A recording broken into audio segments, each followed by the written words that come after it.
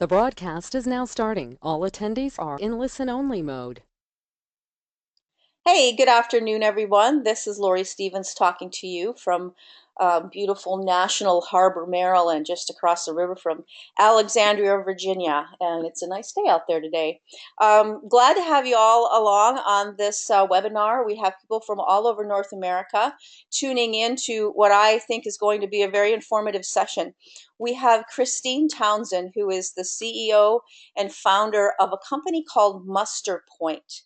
Now, MusterPoint is out of the United Kingdom, as I mentioned. It is one of the premier police social media management tools out there, in my opinion. I've been following Christine's work since, I don't know, a few years back when she first came to the Smile Conference. I don't know, Christine, I think that was Richmond. Am I correct? That's correct, yes, in Virginia. Yeah, yeah. And that was when her tool only managed, I say only, managed Twitter, and even then I thought it was the best one in terms of a choice for law enforcement, because Muster Point is just for law enforcement. And any of you who've heard me talk on this topic in the past have all, I've always said, forget about those tools who don't care about law enforcement. They don't care about you. Why should you care about them? They cost too much. They don't care about the needs of you that you have, and they're not going to be responsive to you. And so MusterPoint is one of those tools. And then you have tools that are just for law enforcement, and you have tools that are well, they'll make law enforcement a big part of their repertoire, but they'll still also cater to, say, education or healthcare. Nothing wrong with that. If they'll cater to law enforcement, if they'll serve law enforcement, I'm all for it, right? MusterPoint is only for law enforcement, okay? It was created by a team who has experience in major incidents in policing, okay? It's made by police for police, and it's all to help you manage your social media accounts. So Christine Townsend is the founder, and she's a former police officer from the United Kingdom, and she also acted as a PIO there. She has managed several large-scale public events, including the London riots, the Margaret Thatcher funeral, the Queen's Diamond Jubilee, and many others. And she's going to share some of the best practices that she learned along the way in this webinar. And then she's going to tell you about MusterPoint. And if you like MusterPoint, and I think you're going to love it, or you're not paying attention, put it that way, she's going to give it to you. She's going to give it to you for 2 months. And I think if you really try, you really use it for 2 months, you won't be able to give it up. And it doesn't even matter if you have 500 officers on social media. She doesn't care. And all she's going to ask of you is to give her some testimonials when you get done. Okay, and maybe a case study or something. I don't know. She's going to tell you what she's going to ask of you here in this webinar. So with that, I am going to turn it over to Christine. At the end, we will take your questions. We have a pretty good sized crowd here, but we don't have so many that we shouldn't be able to get to your questions. Just go ahead and type them right in the chat area there that you should see at the bottom of your control panel. All right. I'm also going to be watching email, my own email. I know you all have it. So if there's any issues whatsoever, you can't figure out where the chat screen is, email me. I'm going to be monitoring that too. All right, Christine, go ahead. Oh, thank you, Laurie. That's a fantastic introduction. And as Laurie says, I am very much about policing, law enforcement. My career has been based around being a PIO and a police officer as well. And I actually come from a family of police officers. So every different level, I'm sort of my thing is policing and law enforcement. So just a bit about me and that background. Just bear with me a second. So I actually have trained a number of senior law enforcement teams in how they manage their communications around using social media, and I've overcome a lot of challenges that a lot of organisations have faced, because policing and law enforcement is very different when it comes to social media, as we know. And it's taken many years for us to sort of work out what are the best practices, and we're still learning, and that's always the key. So I always use the experiences I've had that I never expected to have to share that knowledge and learning. And I have no issue in talking about the mistakes I've made, because that's always the best way to learn as far as I'm concerned. So there's a number of police forces I've worked for, and also central government as well. And I've also given training to some organisations in the States, in Europe, and also even in China as well, which has been really interesting. Okay, so just quick overview of what MusterPoint is, but I will show that to you a little later. So it's a social media management, monitoring and triage tool. So you don't just listen, you don't just broadcast, you can manage everything, and you can make sure that everyone in your organisation has the audit trail about who is sending social media, where your information is coming from. You can manage intelligence, you can create reports, and the whole point is that it's fit for purpose during a major incident, and also business as usual. So you can build up those relationships with the public and the media, and you still got all of that evidence of what you have done when you did it. And it also allows for shared services as well. So there are times when other agencies will have to be involved in an incident, and actually they can use MusterPoint at the same time, so you've got consistent and clear messaging. And as we all know, in times of trouble, you need to get out that information quickly, and it needs to be correct, and it also needs to be able to manage rumour as well. So what it's also good for is actually supporting after the incident. So it gives you real good reporting on what was done and when and why. So your decision making is protected. You can evidence why you've done it, and that, in my mind, protects all the officers and PIOs and all the strategic decisions you need to make, where social media is a really, at times, difficult thing to manage. Okay, so just Lauri mentioned about the London riots, and that was the thing that changed it for us. It was the first time an incident on a large scale was actually managed around social media. It was the first time that the public pretty much managed their own media and their own information, and we weren't prepared for it. We had no idea, and the thing is, it wasn't just stuck in London. It was actually the whole country that was affected by this, and we didn't know what to do with the huge amounts of data coming in, and we certainly didn't know how to speak to people over social media. So it completely threw us, and it changed an awful lot of things because there were no rules, and the worst thing around law enforcement is when you don't have any rules. So we learned a lot from this. We learned that basically legislation matters, and it wasn't necessarily the law around policing, it was the law around communications, media, civil rights. There were so many things that the public expected of us that we just couldn't consider at that time. We have also the fact that it was internal issues as well. So when we were receiving intelligence from social media, we didn't know what to do with it, and that caused issues inside the organisation. And we didn't really have any control over what the messaging was, because it wasn't a press release, it wasn't a press conference, we couldn't call a journalist and get it changed. So we had to really be on the ball about what people were saying. And we lost a lot there. However, what we realised is that we could actually use it to our advantage, and the media, they weren't necessarily the ones in charge of messaging. Everyone was, and we see that now time and time again, where actually reputation is everything, and it's not the media now so much that will make or break our reputation. So we also worked out that in the organisation, particularly in law enforcement, social media isn't just about the communications team, it touches upon every area within an organisation, from the contact centre to your resources, and with human resources, IT, legal, welfare, intelligence. We've also worked out that, and I can provide separate case studies on that, and if anyone is interested, do let me know, on how by using social media in a clever way you can actually reduce costs of your operational response to an incident by just being clever. I have an example of a fire service that actually has used images on social media that the public have published to inform how safe it is to go to a huge fire. And they've taken these pictures and they've observed them and actually changed the decision as to whether they would send in firefighters.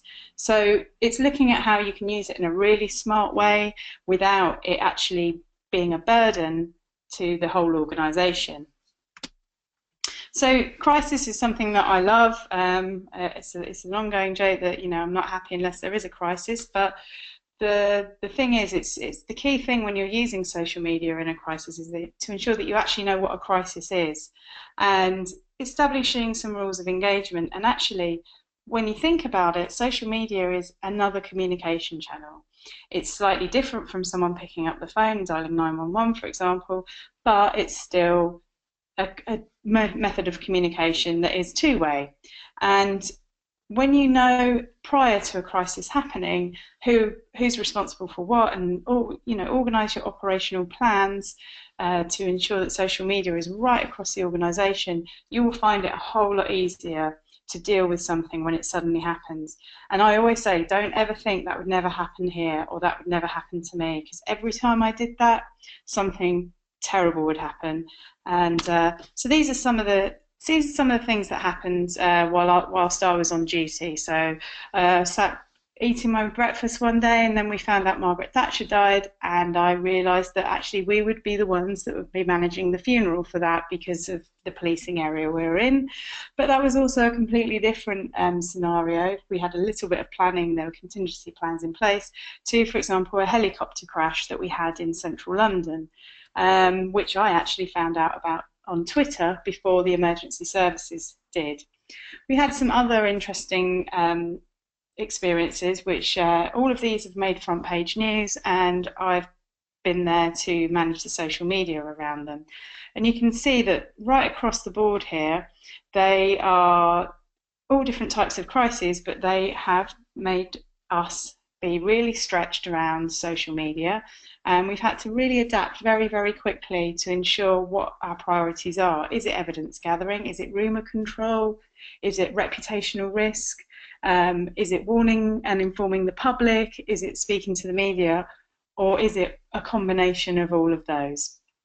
And as I say, if you have any questions or if you'd like to see case studies around any of these, do contact me and I will happily speak to you separately about those. So, rightly or wrongly now, the social media is the first source of information for the public, and they are actually, the public, as we have probably all experienced, are now quite often the first reporters, and it is actually the media that will get information from them. And how often do we see now images in the newspapers and or from YouTube that are actually social media as well. So it's really key to be straight on top of these and be ready and have the confidence to respond to rumour, and also be aware of the risks, but don't be scared of them.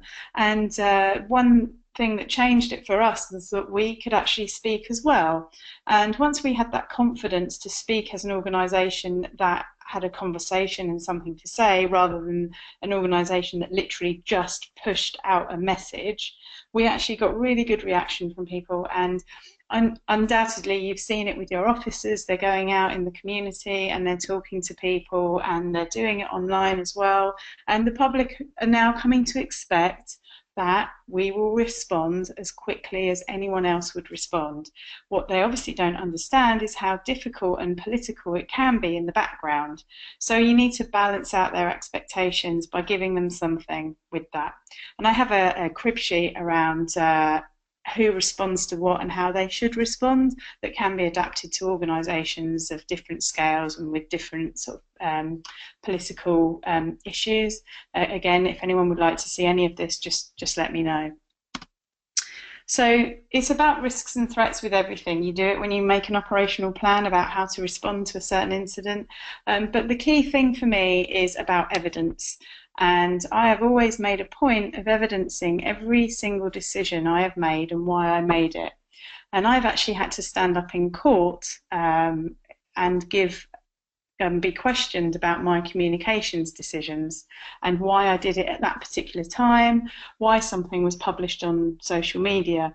And if you can stand up and say why you did that and give a good reason to do that, then I think that actually that's key. You need to be able to look after yourself, you need to be able to look after your officers and the organisation. And by being robust about that record keeping and that audit trail, you're going to mitigate against that risk wherever you can. And I think it comes down to organisational confidence. professional confidence, and also knowing you have the support of your management team as well. And senior officers sometimes are either fantastic about social media and often sometimes may go too far, but others are very skeptical about it. So think about where are the challenges, and when there's downtime, if there's downtime, can you look at addressing those and really sort of making sure you have a robust policy where you can account for everything you do. The really important thing for me was that building relationships every day, and this goes for comms across the board, and social media, and also in policing. Whatever I did out on the street when I was out on duty, I kind of like to replicate as a PIO, and that's about making sure the relationships you have with people are current, and that when you need to get help and you need to work with other agencies as well, you've got those relationships in place. And so I always used to like to call my equivalent in other emergency services just to make sure we knew what was going on. And I appreciate that's easier said than done, and we're talking many years of sort of working at it, and I appreciate sometimes it still doesn't happen where other agencies speak to others as well. But equally, your audiences are not just media, they're also people that are in certain digital spaces. So I always like to go where the public were rather than expecting them to come to us. And if you go and engage in groups like Facebook groups, or if you go to where they hang out, you're more likely to get a positive reaction.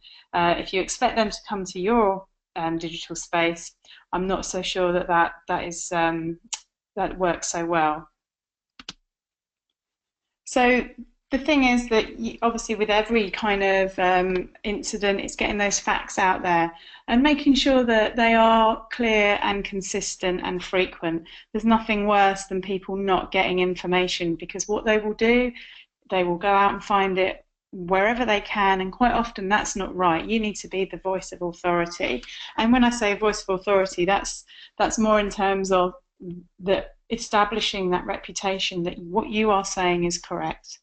And this can be very, very difficult when you have lots going on in the background and the public and the media are constantly at you on social media. It can seem overwhelming, and I've had to deal with social media, sort of Twitter app mentions that are literally coming in by the hundreds every minute. How do you manage that? So what you do is you just have the one space on a website that is literally just updated constantly, but all your social media is used to point to that area. Okay, I just want to talk about the funeral of Margaret Thatcher. It was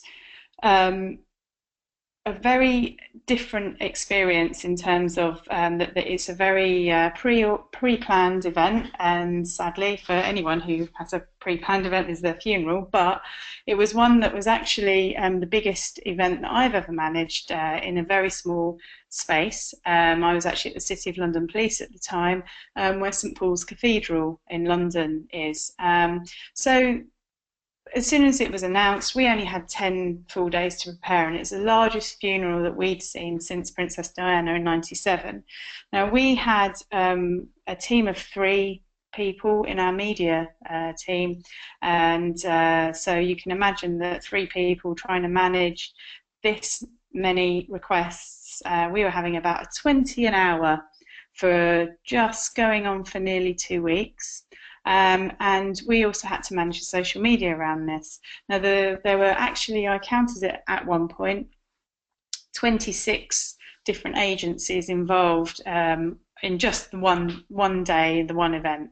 And we had so many things playing into this, so we had a real role to fulfill around what we were putting out in terms of road closures, when areas were going to be open to the public. We had the security checks in the run-up to the event, so there were also building closures. We had to deal with private sector, many banks in the area, but they were also giving access to the public for viewing, so we had a security risk there. And we also knew that because of how divisive she was as a figure in the UK, we had a really high risk of disorder, so we had many police officers waiting for it all to go horribly wrong.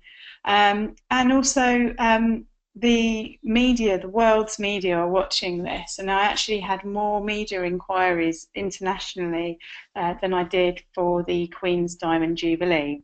So it was an incredibly challenging time for us, because we had very few resources, but we had the world's media and also social media with so much chatter, so much commentary, so much potential for things to go wrong.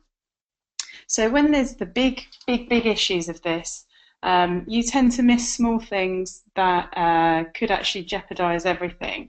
I will talk about the main one that was our biggest issue. What we didn't realize was that when there were that many people in an area and that many buildings, the whole cell network actually went down. We couldn't actually use any data on our mobile phones. So I had a lovely list of tweets I was going to send out about road closures, but I had to be at the scene. So I was actually at the funeral, and I was trying to manage all the social media from my phone, and I couldn't get any coverage at all. So that was a lesson for me in making sure that there was a backup involved. And that's where we learned that actually the control room and the controllers could also be managing social media, and it doesn't have to be a comms person.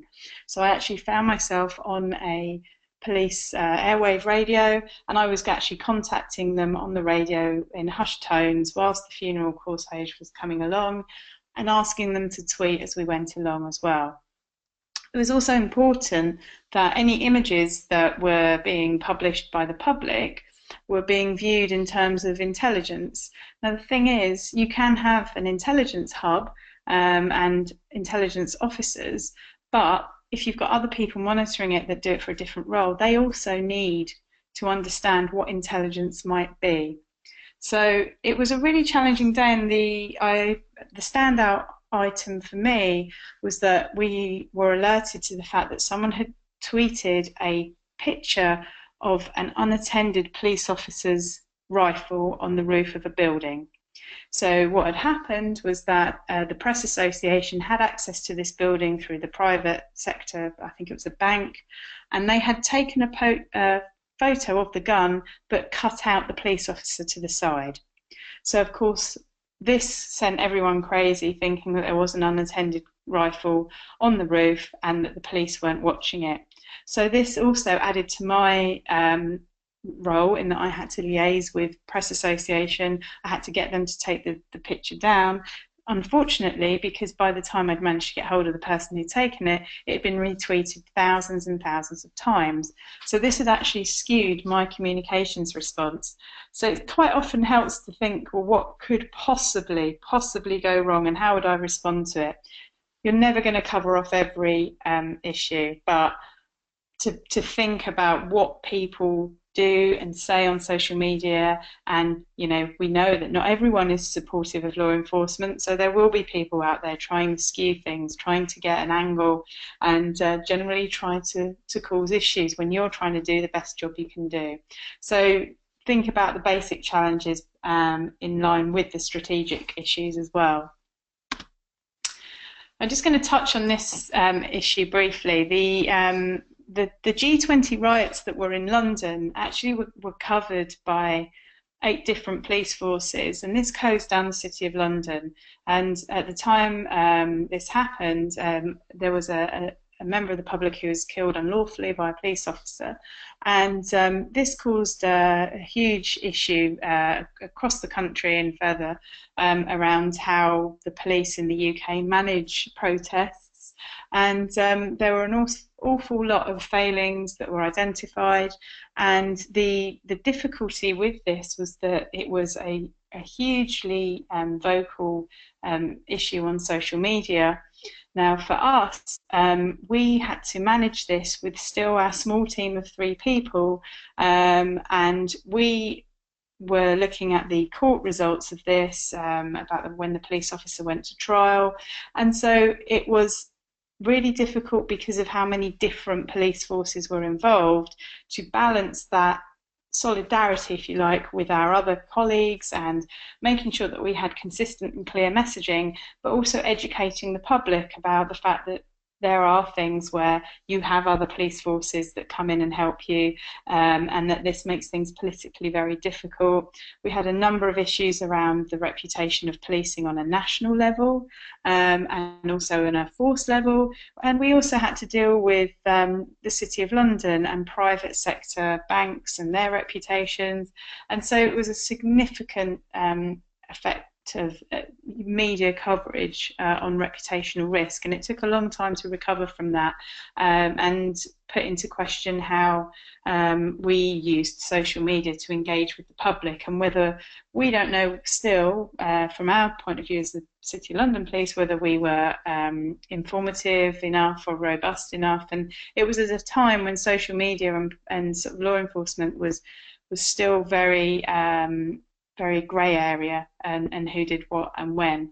And I do have a case study on this one as well, which may be of interest to you. So again, many agencies involved, lots of reputation, mistrust in the police, and also one thing I'd like to point out is that when you have people dealing with social media, and they're constantly looking at the comments that come in to the police, it's always really important to make sure the welfare of the people managing that social media is in check.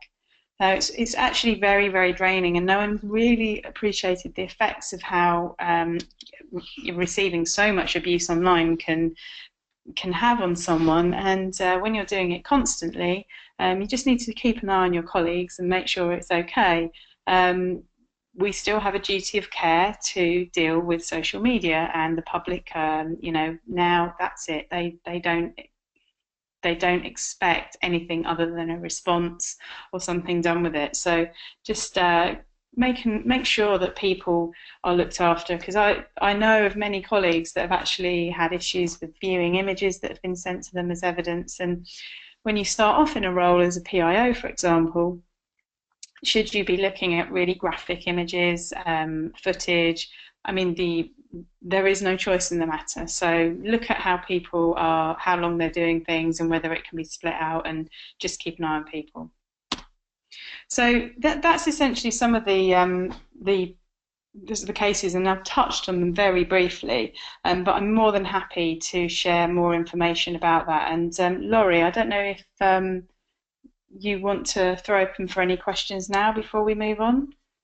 We do have a couple of questions, but I think they can wait. I got a message from somebody via email. They are kind of anxious to see the product. Oh, well, that's fantastic. Okay. So that's great news. So basically, what I'll do is MusterPoint has all been built based on my experiences and the challenges that I have faced. And there have been so many products that we've used, and yes, they're fine, but there are certain things that law enforcement need, and it all comes down to me saying, you need to be able to evidence your experiences, and your decisions.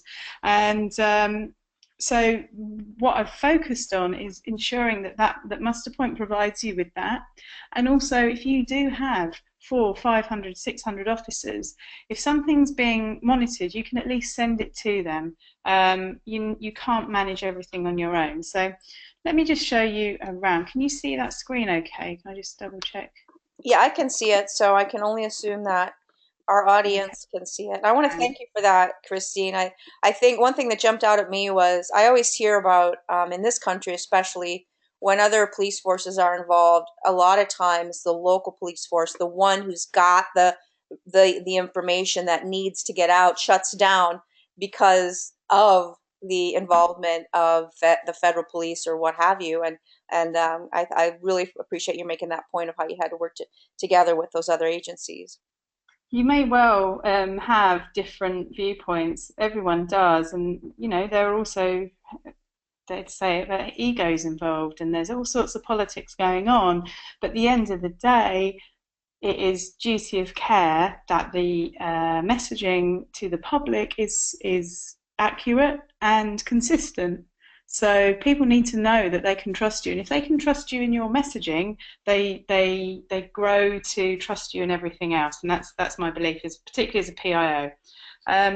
Okay, so let's get to MusterPoint. So for those of you who have used sort of Hootsuite, TweetDeck, we kind of based it on that dashboard style, and what we have here is a pretend sort of state, if you like. So we have a police force, we have a council and fire. So essentially what you do is you have your columns with your Twitter and your Facebook in here, and you've got a number of options. So the key thing here is that every action that happens has an audit trail. So when anyone sends a message, you will see that it's them that's done it. You'll see also what time they sent it and what date they sent it. Let's look at some @mentions. So if we add @mentions in here from the public, so we have a fake Twitter account from Angry Resident. She will complain about everything that the police do.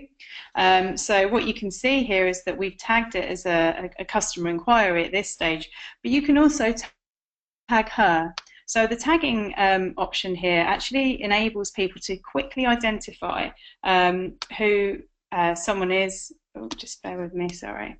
And also Musterham is the fake police department, correct? Yeah, we have You have to Musterham make Police. that clear because we don't have any Brits on the call. So. All right, yeah. So it's like I've created like a fake state with the police, a fake state police department as well. So just to kind of give a feel for how it might look if it was for real. So with the tagging that I mentioned, what you can do is add a user tag. So here, for example, this person is always showing up, so we can actually tag her with any tag we want to give her. So it may be beware or don't talk to or anything you like. So what will happen is I'll just tag with that one. As soon as that person is tagged, when any user logs into MusterPoint, they will see that she has that tag next to her. So you can do that for persons of interest, you can do it for the media, other agencies. So if you imagine you're getting a quick stream of information coming through, you know to either ignore it or look at it, and it just makes it easy for people who are very busy and have enough going on at the same time. You can see here that it was replied to as well by this person, but what we can also do is we can actually assign messages that come in. So if you're on duty at 3 o'clock in the morning and you know that you can't answer it but you know someone who can, you can actually assign it to another person. So we'll assign this one to someone in the system, and then what you can do is add a comment and you can assign it to them. So now you can see it's been assigned to that person. And what we have is a system in the back end of this that shows all the assignments in the whole organisation. So what we can see from that is who it was assigned to, what time and how long they took to respond to it and whether they responded. Okay, so that again, it's that audit trail about what's going on in the system. So you've constantly got the monitoring going on here. You can also email copies of tweets to people. We've got the option to actually send it out of the system. You can add a reference number to it and a comment. So if you've got people that need to be aware of something but you don't want them using social media, you can still send them what's going on for their comments as well. So just a word about what you can do for posting. So you can send from any Twitter account you have, and there's no limit to the number of Twitter accounts you can have in there, and Facebook as well, and we do have Instagram coming soon. You can also we've got do just one at the time, so if we put you can actually add a number of options here. So we've got the link shortener, which you can add, or we can give one to you that's included in that. But you can also add location as well.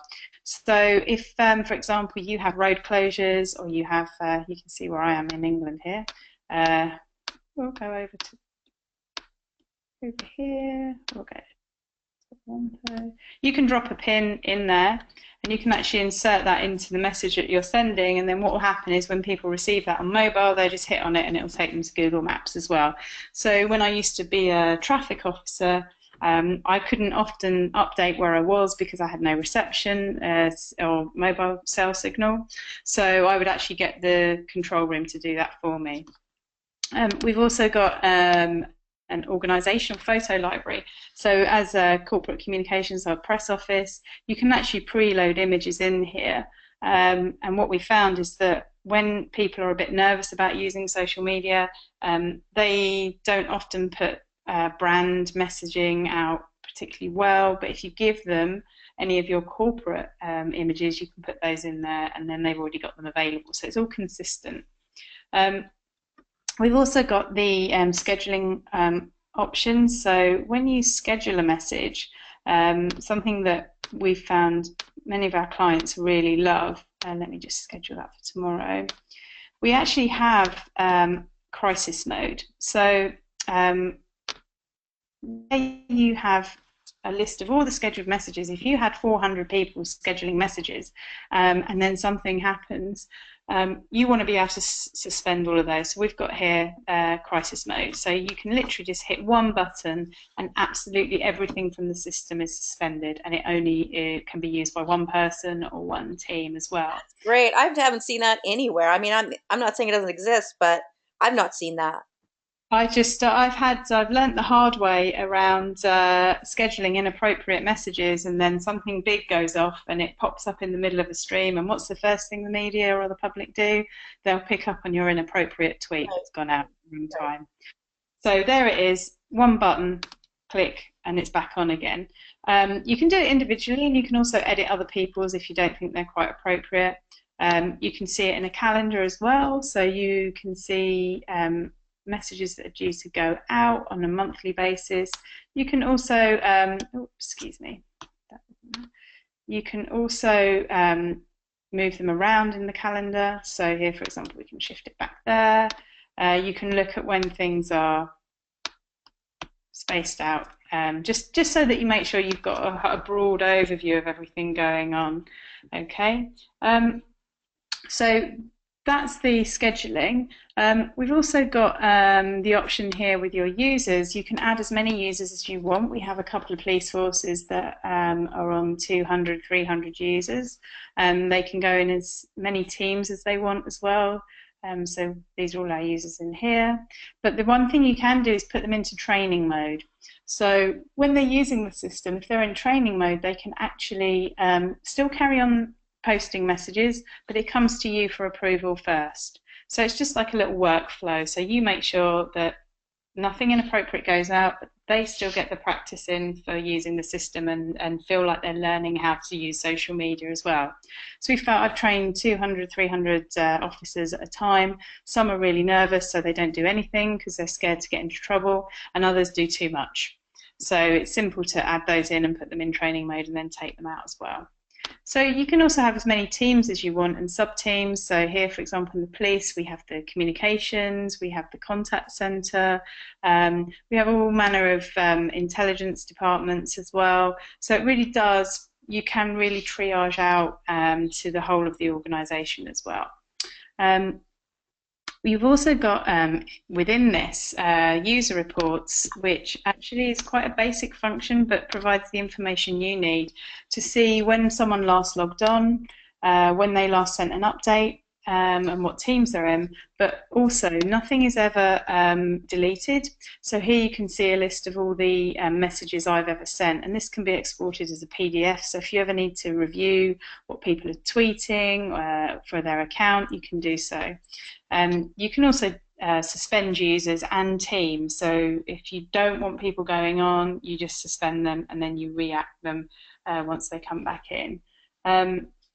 what I will do as well is show you our media logging part of this. So because we used to have to pay so much money for our media inquiry management, it made sense to me that we would have social media and media inquiries all on one dashboard. So we have this in here, which basically means that you can log any incident and make sure you've got your log of what the actual situation is in there. You've got a summary of the flooding here, and also then what you can do is you log every inquiry that comes in from the media.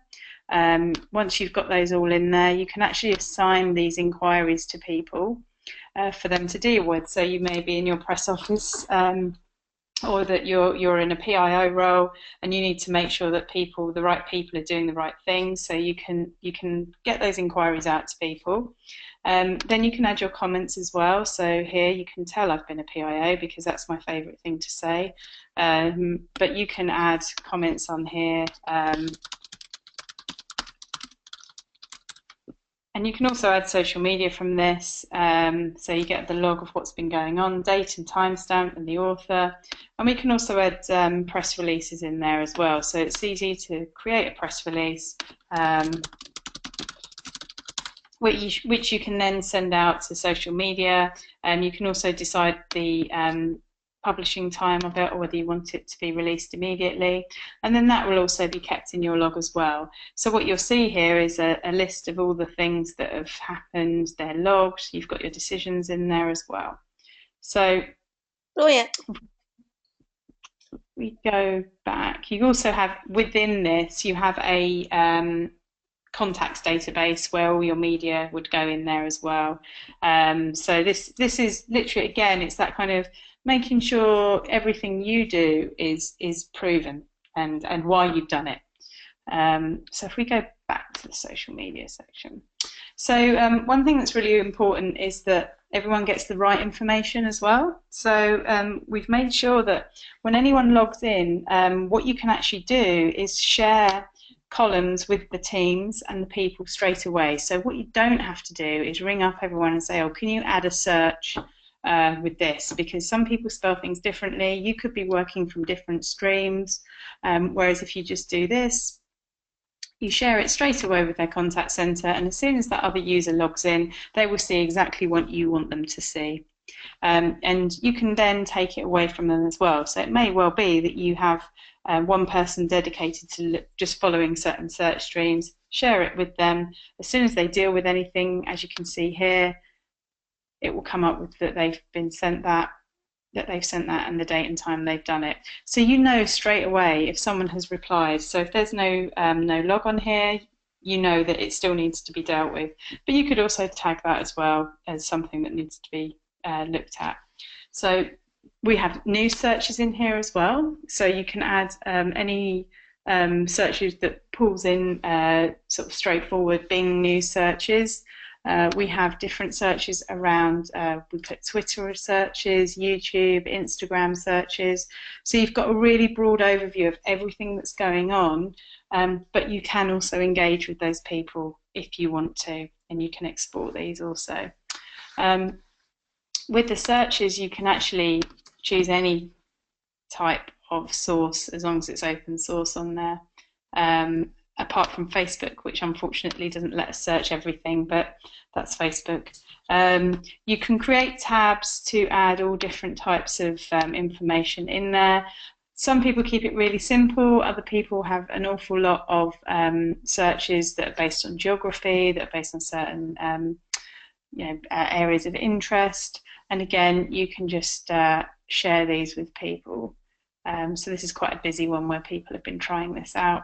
But you can have as many groups as you want to put things into. So whether you are a person who's responsible for the oversight of 50 Twitter accounts, or whether you have one Twitter account and 4 columns and it's your local area that you're looking after, it works both ways as well. Let me just make sure. You've also got in here's your, we've got a news feed coming through here, and these are all your assignments here. So for example, I've been assigned this media briefing, so I need to manage that inquiry, which I can do.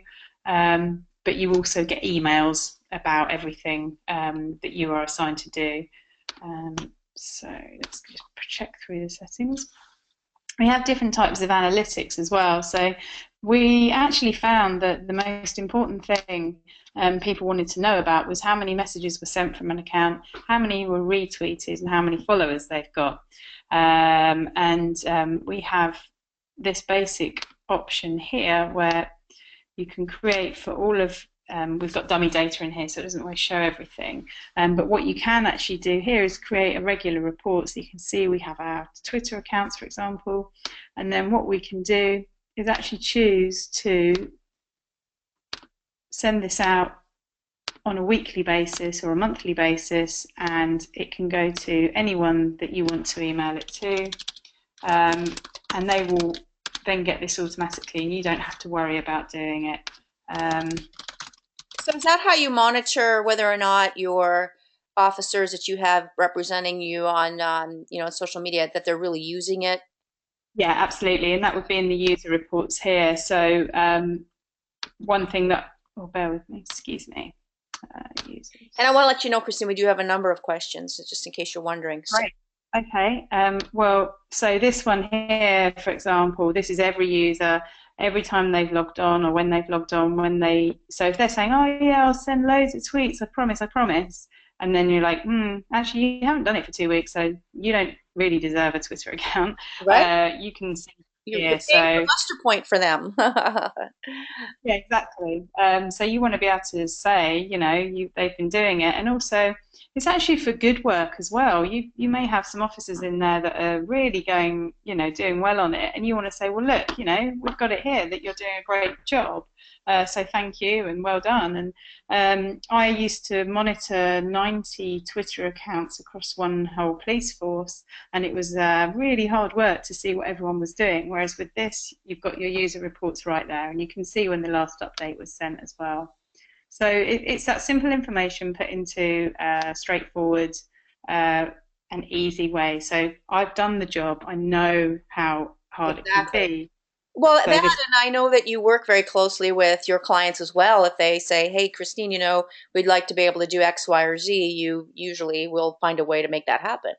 Absolutely. So I personally have a relationship with every client, and I get their feedback regularly. And also I've sat in control rooms with them whilst they've been using it.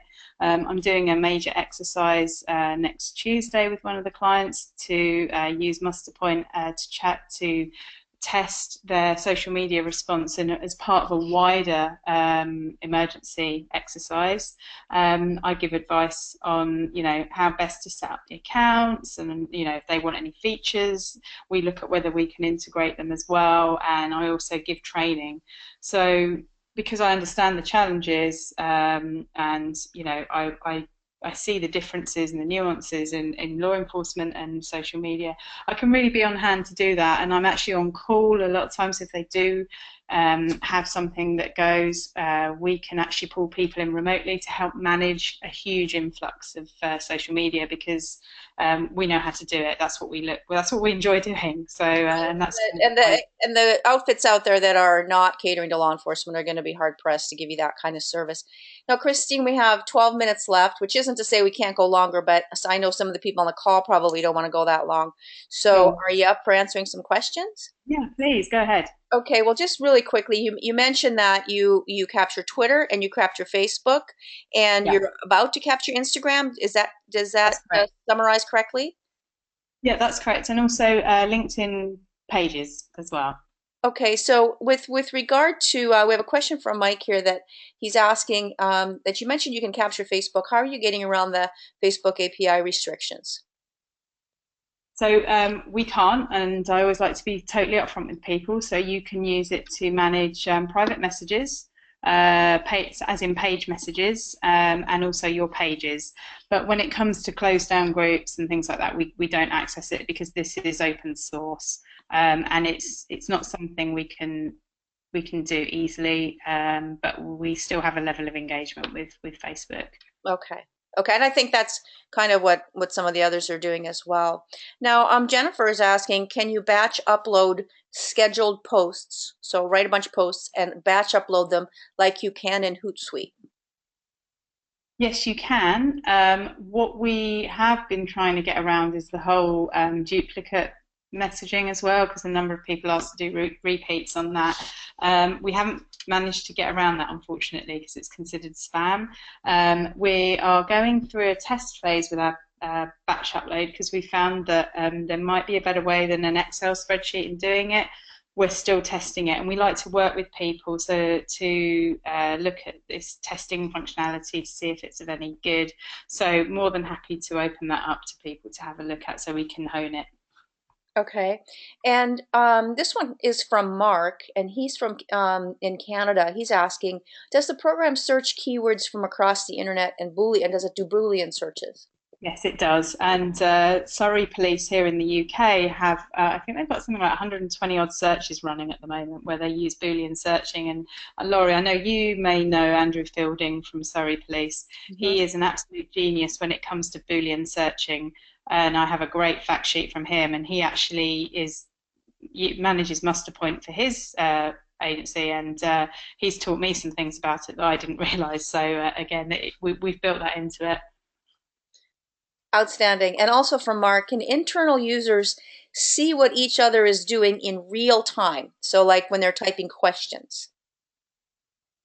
You can't see the actual typing out, but what you can see is in the feeds when they've sent them. So much like in Twitter, for example, if someone literally sent a tweet, you would see it straight off in the streams. But there's no, you can't. I suppose you mean like remotely view them doing it. You can't do that. Okay.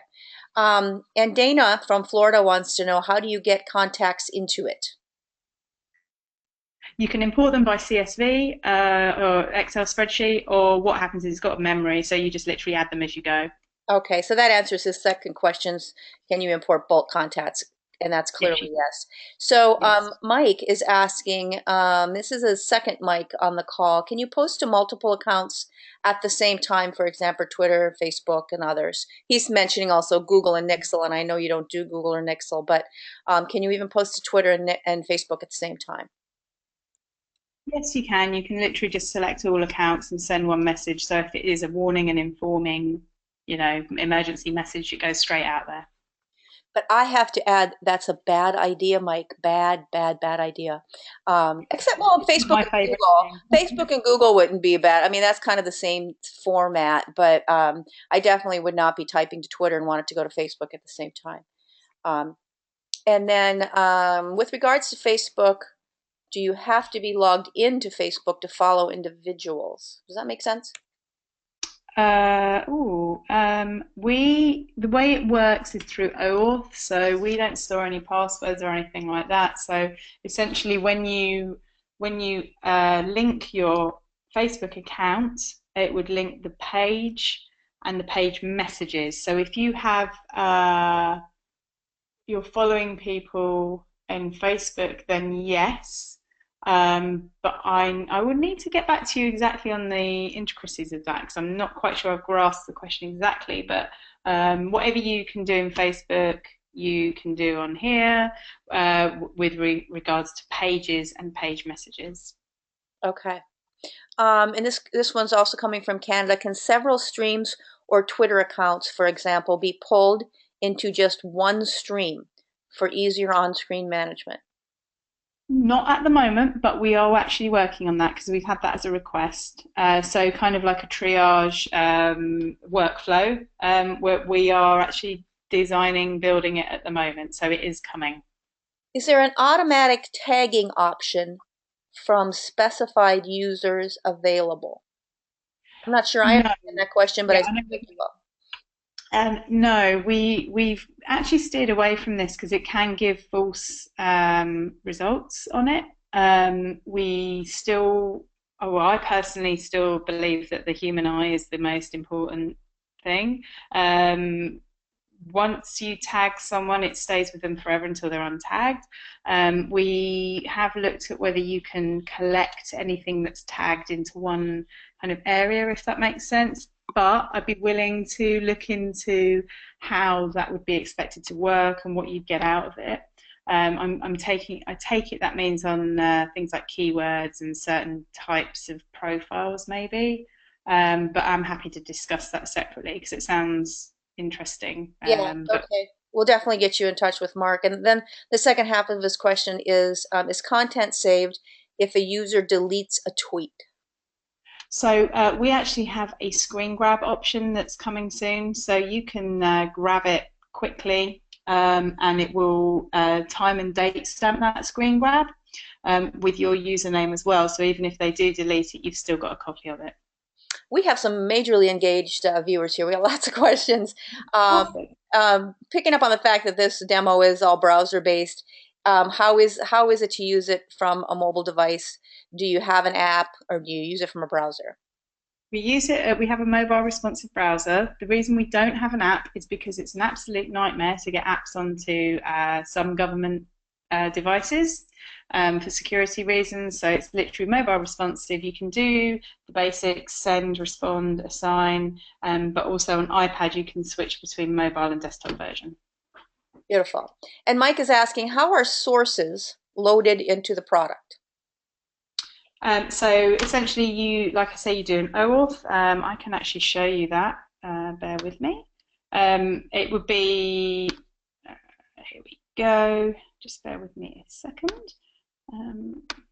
So we don't store any account details at all. So once it's in there, we don't keep that. So literally, you would get your Twitter account, get that. You choose which team has access to it. And with Facebook as well, we've got the option to show that it's a personal account because many people historically have set up the pages from a personal account and then they don't want people to see their personal accounts, but they still need to give access to the pages. So that option's in there as well. So then what happens is you just authorize the account that you're signed into and it works like that. Same with Facebook as well. Can you see that? I take it you can see that pop-up window as well. Yeah, I did. Great. Can you block retweets being displayed or specific keywords being blocked? No, we've never had a request for it. It's not something I personally would like because you need to have the overall picture. But if someone has that suggestion and can show why and how it might be of benefit, again, we work with people, so we like to develop the product based on need rather than what we think they should have. So it could well be that that's something we could work on. Okay, and we've got about 3 minutes left of the official time. Do you want to tell us a little bit about, Christine, what if somebody, we've got some pretty big agencies on the call today, and we've got some tiny agencies on the call today, and I know you don't care, you want to work with all of them, but what are you going to expect from them if you hand over the platform for a couple of months? Then what do you want from them in return for that? Really, for me, I want to get feedback on the product. I would love to get some case studies so that I can see how it's used differently around the world. I would then like to maybe use testimonials around that and look at how it can be developed further. So if there are people who are interested in it, I absolutely would help to make it more suitable for them. And as you've said, Lauri, I will work with agencies with 3 people and 300. For me, it's all about making it easier for law enforcement, and there's not anyone out there that knows it and believes that is what is needed. Not to pick on Hootsuite, but I know Hootsuite isn't going to say it's about making it easier for law enforcement, right? Yeah, I mean, I've been there. I've been nearly in tears at 3 o'clock in the morning because I'm completely overwhelmed. So this is what's in this, and also equally with things like pricing, it doesn't need to be as expensive as everyone makes it out to be. Yeah. We have limited budget. We need to inform the public. We need to keep officers safe, and you're only going to do that with the right tools. And I'd rather people use it on scale rather than sharing passwords and then get caught up in some lawsuit later down the line. So that is why I keep the price purposefully low. Well, speaking of that, and you mentioned the limited budget. I think this is probably the first time I've done a product-based webinar where people aren't asking what's it cost. And so I think that's a good sign. But I want you to tell them what it costs because I do think your prices are so very reasonable. So talk to us about that. So basically, it's very flexible. It works on a per user per month basis. And that is, it works out about $20 a month per user. So what that means is you don't have to go in for an annual heavy contract of 50 users. You can start off with 5, see how you get on with it. You can grow with it. So if you know you need to prove to your organization you've got to manage this, start off gentle, then grow. I'm not interested in going in for the big ones straight off. Great if you do. If not, fine. It's no issue to me. The media management function part of it is separately priced, so it's based on having teams of 5. And you with that one, you're looking at about, I need to work this out, 3,000 US for the year. However, with that, if you have large users on the social side, we look at bundling it all in. There's no contract, 30-day notice period on your rolling, use of it. But equally, if people want to go down a year route or 2-year route, we look at giving discounts on that too. So again, every agency is different. So why would we apply the same rules to everyone? So Right. And there's so many agencies in this country that have, I think I read somewhere it was told 50% or fewer than 25 officers. So there's some really small police departments out there, and I know yeah, that. I mean we Yeah. have them where we share the services. People chip in and pay for it to share it together. So and you've still got that ability to keep things restricted, but you can share it as well. So that's the key thing. Okay. Final thoughts, Christine. How do people reach you? Well, you can either go through yourself or you can follow me on Twitter. So I'm C Townsend UK. Or you can email me, christine@musterpoint.co.uk. But I know that there may be others who aren't necessarily law enforcement that would like to get in touch. So I'm sure, Laurie, you'd be happy to facilitate anything like that. Sure, we have a Um, couple of vendors on the call, and I'm not really sure what their interest is, but I can make an introduction with anybody at all if you just want to get in contact with me. And the other thing we should mention is that we're recording this, so this entire video will be up on the Lawscom YouTube channel. So I'd just like to thank everyone for spending the time, and I appreciate that you're all going to be busy. So really welcome your feedback, and would love to work with you. I'm actually in the States very often. Usually every month I go, and I spend a lot of time in Texas as well. But I also on the East Coast, and I'm more than happy to go to Canada because I love it. Awesome. Well, thank you so much, Christine, and thank you to all of those of you who joined the webinar. And let us know if you need us, and we'll see you on the flip side. Thanks, Great. Mel.